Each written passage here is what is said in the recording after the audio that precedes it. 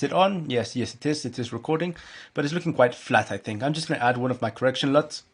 There we have it, looking much better. What is up, you guys? I hope you're all doing well. I'm Tony Fuentes. Welcome back to my channel. And if we're just meeting, in this channel, I do a lot of tutorials for video and photo editing. So if you're interested in those topics, stick around, see what it's all about. Maybe you like my content and you can subscribe at the end.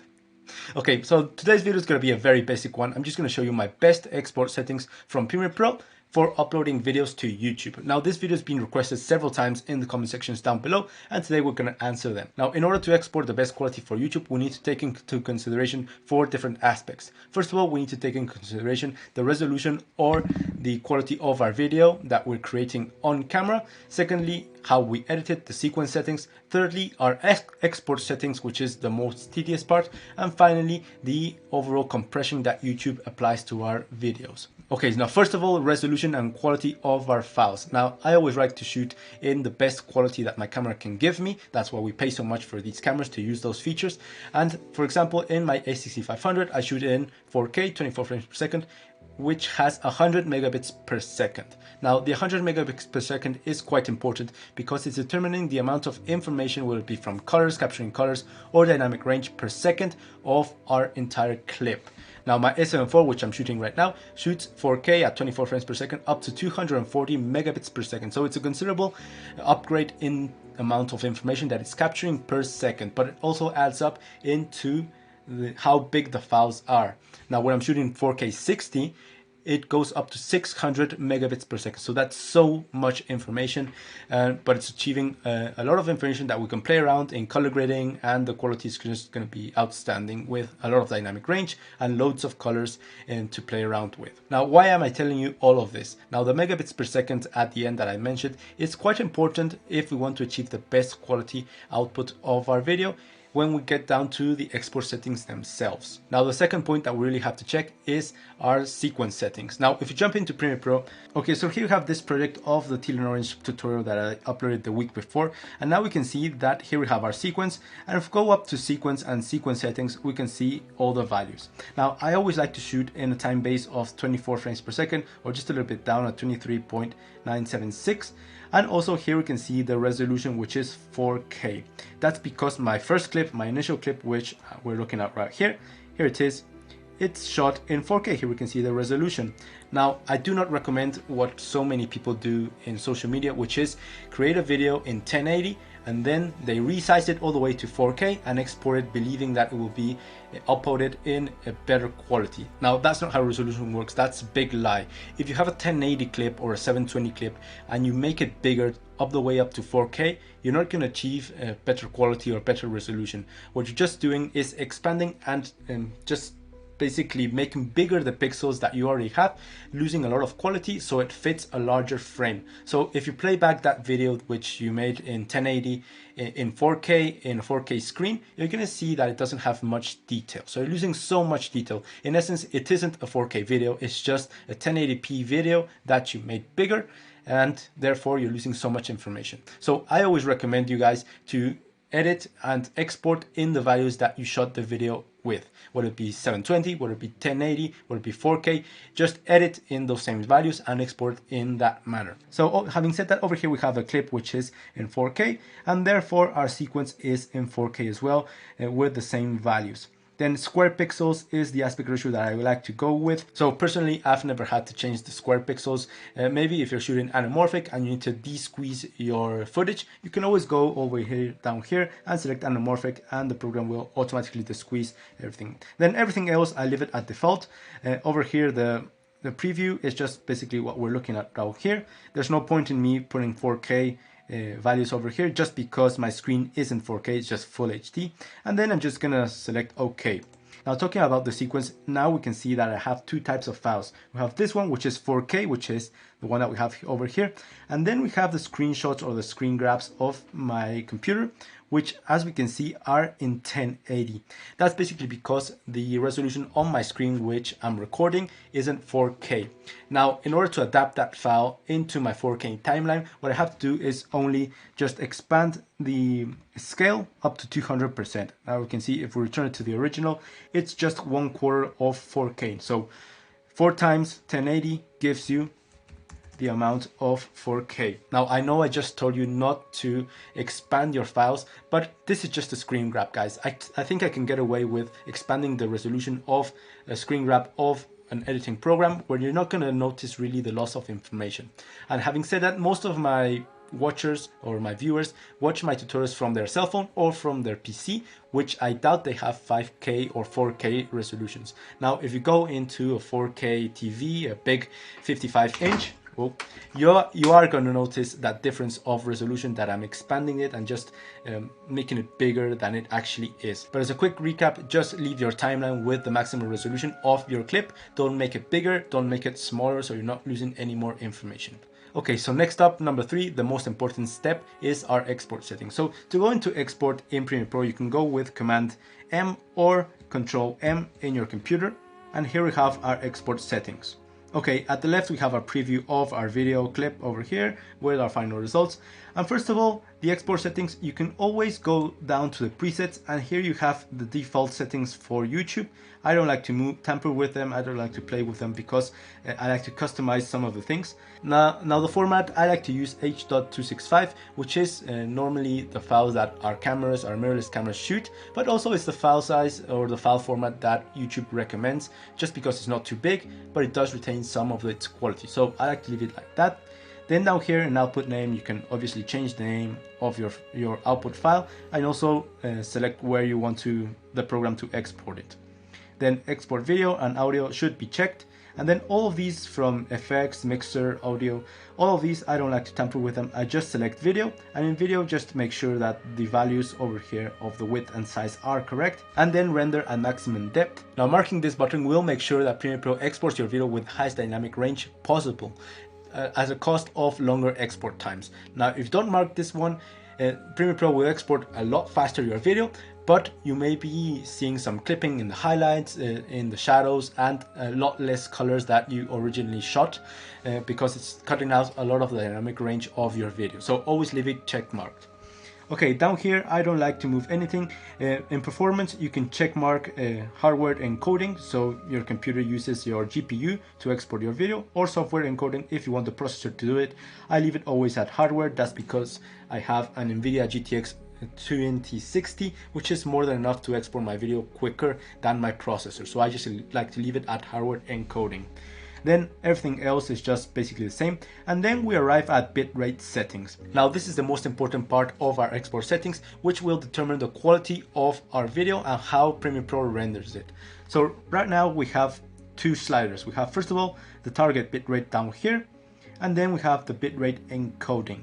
Now these two things may seem a bit confusing, but if you remember at the start of the video, we talked about the quality of your video and we talked about the megabits per second.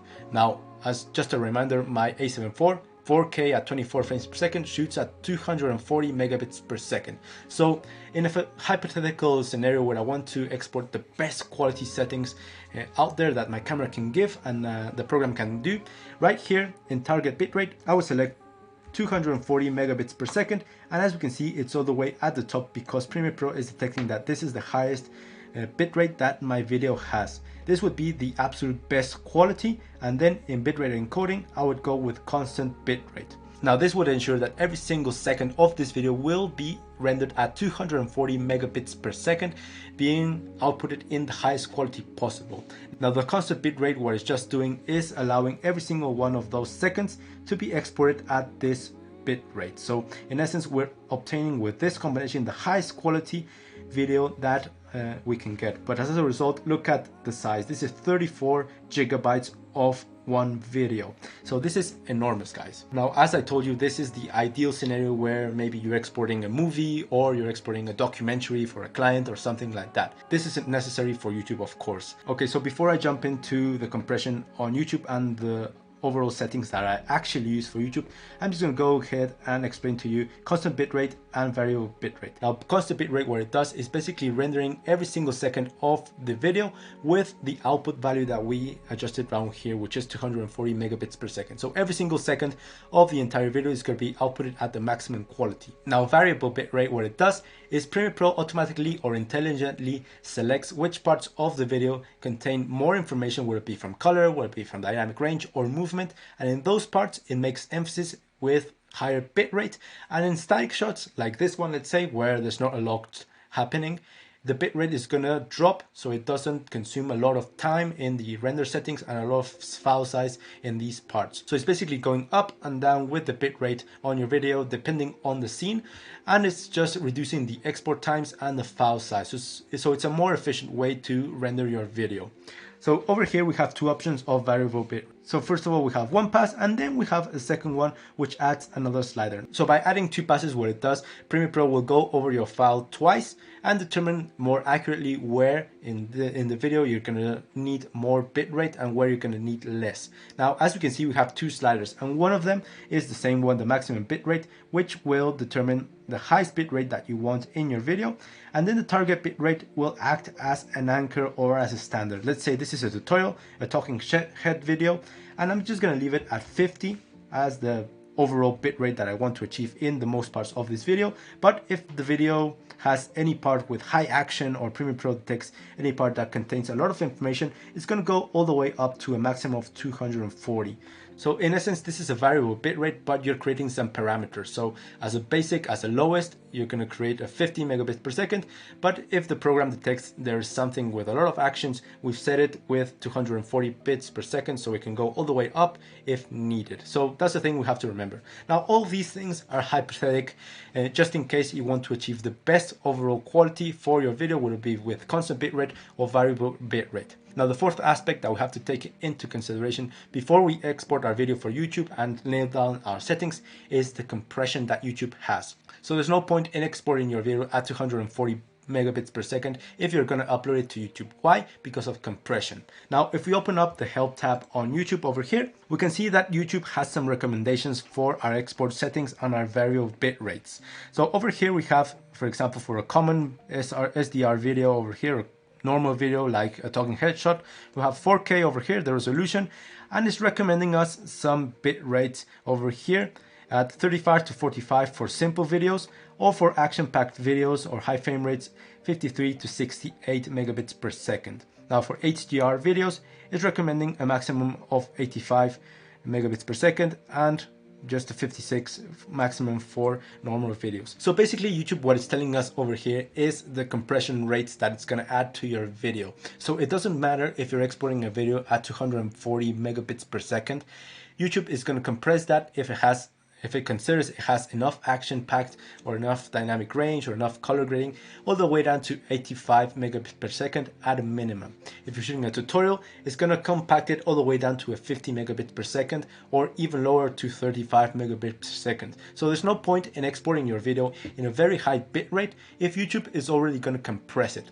Now, having learned those values from YouTube, you can also introduce them into your video. So you're setting at a standard, so you don't have to lose time when you're waiting for a video to export in a higher bit rate, and you're not losing file sizes. So for example, over here, let's say we have a very action-packed video, which this one isn't, and we want to export it at the highest resolution that we can, but as the highest resolution that YouTube accepts. So we're going to go with 85 over here, which is the highest bitrate that we have with action-packed high-res videos over here. And this way we're making sure that our video is going to be exported in the highest resolution that YouTube accepts for our bitrate. So basically what we're doing is exporting like this, and as we can see, it's around 12 gigabytes of weight. Now that's for an action-packed video. Now for a tutorial, if you want the highest quality for your video for a tutorial, you want to go around the values that we have over here, which is a maximum of 56 megabits per second. So I'm just going to go over here and select 56. And as we can see, the file size is decreased by quite a bit, all the way down to 8 gigabytes. Now this is the most efficient manner to achieving the best quality of your video, upholding to the bit rates that YouTube will compress it down to. Now I have to say that I normally don't export in these values. I've noticed that if you export your video in lower bit rates or lower megabits per second, it still looks quite just the same as if you're exporting in the highest quality that YouTube accepts. Normally I export my tutorials at 15 megabits per second, and the quality is basically the same as if I export it and upload it as 56 megabits per second. So normally for tutorials like this one, I go all the way down to 15 megabits per second, which is not much, but I've made some tests and I uploaded, and it looks basically the same as I've exported a video in 56 megabits per second or 85 megabits per second. So basically these are the values for tutorials that I have, which is 15 megabits per second with variable bitrate at 1 pass, and that's basically enough for tutorials. Now for videos that contain a lot more action, for cinematic vlogs for example, I do like to leave it at 85 just to make sure that Premiere Pro exports the video at the highest resolution possible that YouTube accepts. Now all of these values of course are for YouTube because we're talking about the compression. But if you're exporting for a client job, or maybe you're exporting a video for a movie or for a documentary or something like that, guys, I do recommend you guys to export as the highest bitrate that you can, or that your computer can handle, so you have the best output quality from your rendering of your video. Now as we can see over here, the file size is now only 2 gigabytes, which is more accessible for my computer and also for my uploading times for YouTube. Then anything else, I only check mark use maximum render quality and then hit export. So that's basically it, guys. Those are my export settings for YouTube. Now I didn't want to just make a list of my export settings. I wanted to give you a bit more information to understand how the export settings affect your video and the compression on YouTube, and what's the most intelligent path into achieving the best quality for YouTube without compromising too much in rendering times and also file sizes. So have it into account. Remember, the first thing is the quality of your video and the bitrate that you're recording. Secondly, your sequence settings. Thirdly, your export settings. Controlling the bitrate settings is the most important thing, having into account the compression on YouTube with the compromise of the output quality and the rendering times. So that's gonna be it for today, guys. If you achieved some knowledge out of it, can you please give it a like? It actually makes a difference. Remember to subscribe, all those things, share it with a friend if you think they might find it helpful. I'm Tony Fuentes. Cheers to all of you. See you in the next one.